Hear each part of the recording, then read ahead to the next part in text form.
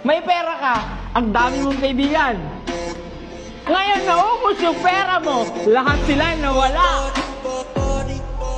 Hindi naman lahat, pero kadalasan. Pag may pera ka, marami kang kaibigan. Pag walang-wala ka, kadalasan, yung mga kaibigan, nawawala din.